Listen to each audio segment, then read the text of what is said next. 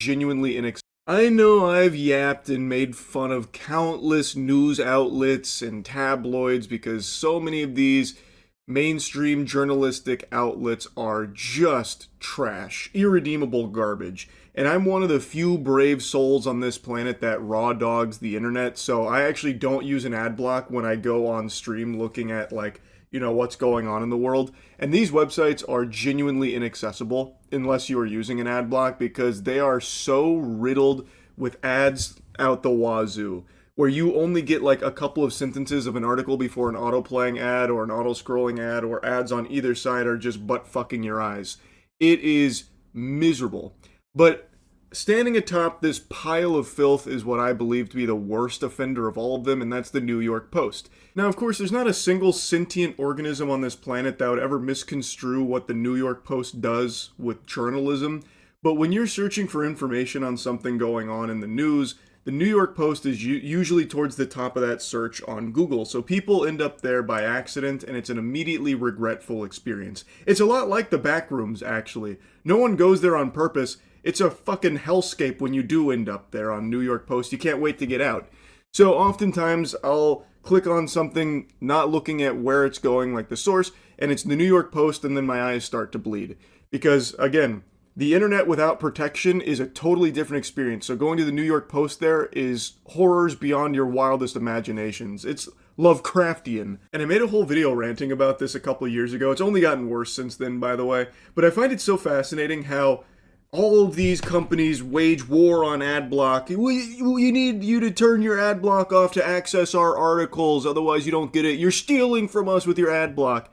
And then if you ever do make the mistake of buying into that siren song, that fucking fraudulent fib, what you get is ass blasted by ads, and then you can't even get the information anymore. So the only way to even get the information from the sites is to use the ad blocks, because otherwise all you get are ads.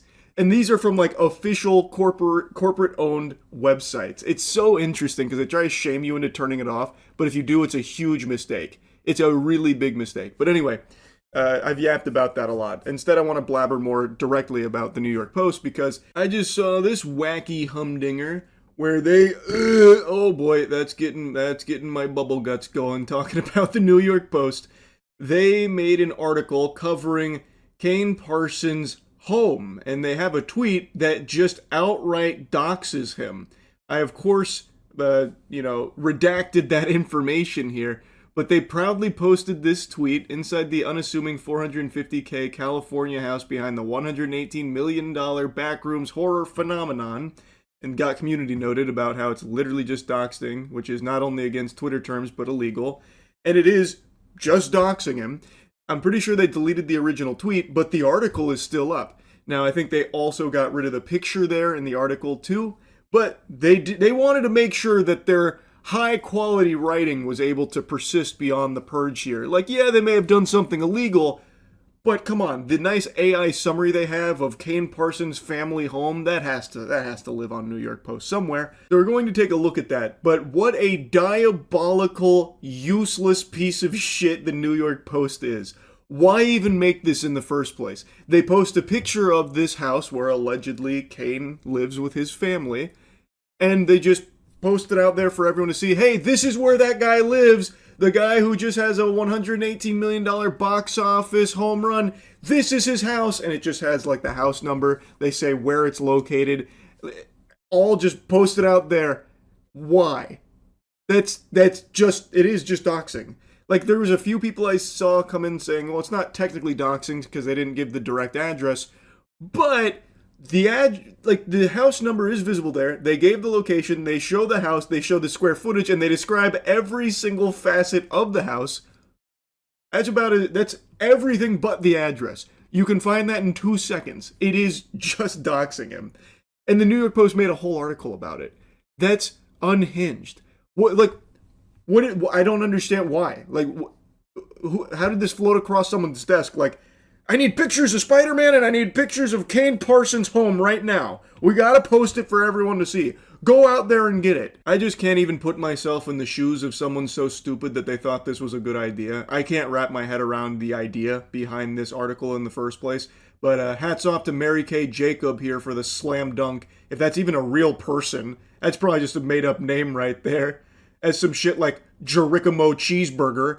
I'm doubtful Mary Kay Jacob's real, but if she is, she should be fucking ashamed of herself. But anyway, this is what the article looks like now.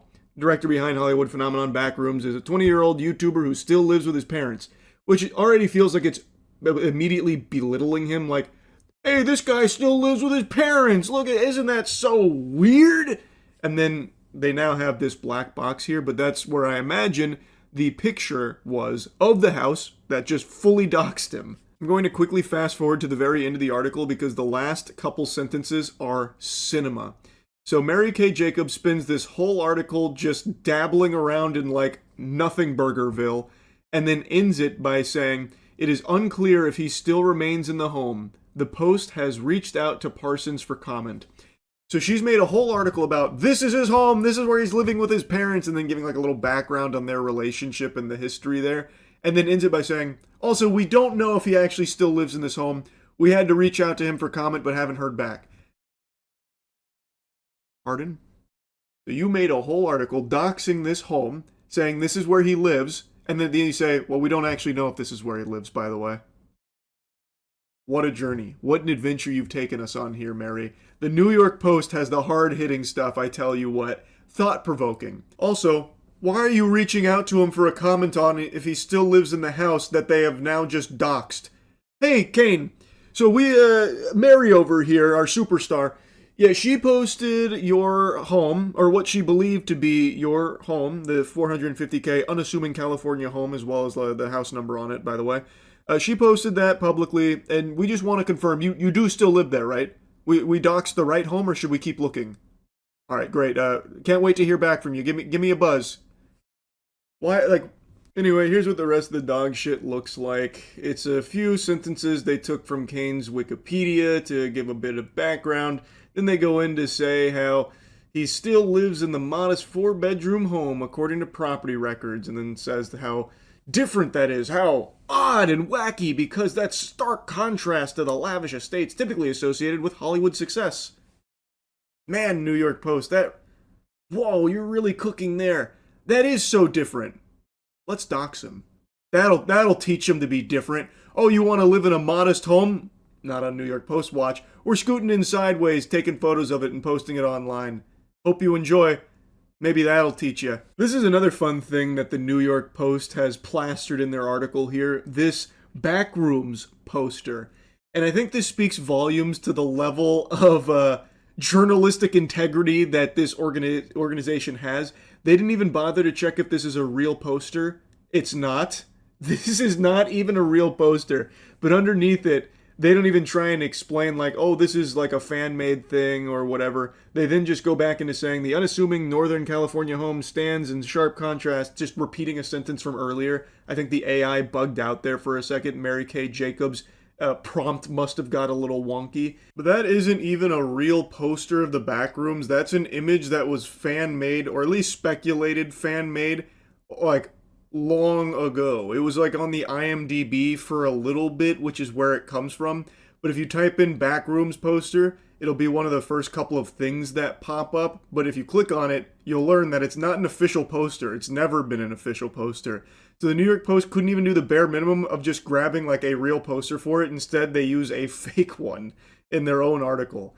And the rest of the article is spent like going over the marital status of Kane's parents, like deep diving into them, giving their full names and everything, and talking about them. So now they're caught in the New York Post crosshairs, like just for nothing. Like this article does nothing except just dox him. Wow, New York Post, real incredible stuff there. It's just such a piece of shit, and it's not exclusive to the New York Post. There's so many tabloids just like this.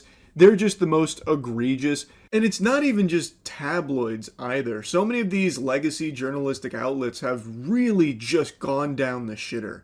Like, there still are some, like, hard-hitting pieces of journalism that do come out, but it's few and far between now. A lot of it's just this constant battle for clicks by any means necessary. So just, like, blatant rage bait or just incorrect shit or underhanded, bizarre shit like New York Post does. It's just such a mess.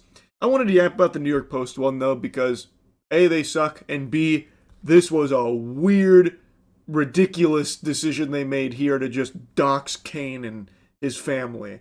Allegedly. They're not even sure if they doxed them properly, because at the very end they say, well, we don't actually know if he still lives there.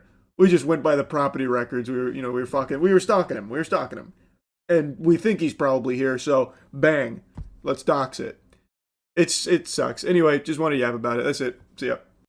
I think it was like 2 years ago or something like that. I made a video spitting on those degenerate parasites that would go live on TikTok with videos, not actually live streams. They would have pre-recorded videos that they loop that aim to deceive children into giving them money or interacting with the stream. Like, you guys know, this community... Ladies and gentlemen, I have some good news for once. I know, a shocker. Because Discord just removed Roblox condos from their discovery feature, which prevents a ton of children from joining these disgusting servers and becoming victims of Roblox predators. But is this good enough? Because what actually happened to these condo servers? And are there any other horrible servers on Discord's discovery feature? And finally, will Discord's new features that they're making help this problem or make it worse? Just so everyone's caught up to speed, what are Roblox condos? They're adult games in Roblox. You do all the naughty adult stuff that I can't show you on YouTube. But it's on Roblox, a kid's game. These things should be separate. The problem, though, is that since Roblox bans these games so often, people will make Discord servers that are dedicated to Roblox condos, and they will share links to re-uploaded games. In fact, I made a whole entire video about this 8 months ago saying how Discord is making the Roblox predator problem worse. And just to paint the whole picture, you wouldn't have to go into some Discord dark web to find these condo servers. No, you could just open up your Discord, go to the Discord discovery feature, and search for condos. Now, 6 months after that video came out, Discord did try to make a fix. If you tried searching up condos, it wouldn't work. However, you can easily bypass this by just changing a letter. It's as if Discord literally did nothing. But now, if I search up this condo bypass, you could see before and after. Before, there's just Roblox condos everywhere, and after, they're gone. Genuinely speaking, Discord doing the bare minimum is still a good thing. So for the Discord employees that made this happen, like, genuinely, sincerely, thank you. Discord is now measurably safer, but it's not perfect.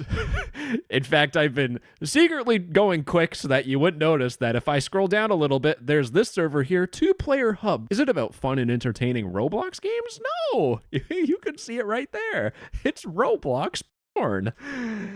And this is something that I did point out in my tweet, and it's the fact that Discord will have to have an ongoing effort to moderate a whole bunch of these servers. But compared to what it was, like searching up condo and there's only one condo server versus 20, that is still an improvement. But what happened to those servers? You probably don't want me to answer that question, but I talked to a YouTuber called Schlepp. If you don't know who he is, he busts Roblox predators, gets them arrested. And what Schlepp does is he goes on these Roblox condo servers and finds the depraved creatures that exist inside of them. And I quote, "Just so you guys know, this community tab is where every single Roblox condo arrest we got was from." And Schlepp let me know, and he sent a screenshot of a whole bunch of Roblox condo servers that are still up and running and functional. They haven't been banned off Discord. They only been removed from Discord's discovery feature, which, by the way, a fun fact, there's even more problems, which I'm going to talk about in this video. Like, I found this server. I hate myself. But you can see there's still a whole bunch of Roblox condo servers that are up. But with Discord, especially with Roblox setting a horrible example, most people come to the conclusion that if Discord isn't banning these servers, it's because someone at Discord wants to keep them up. You know, they have some deep, twisted, weird-ass motherfucking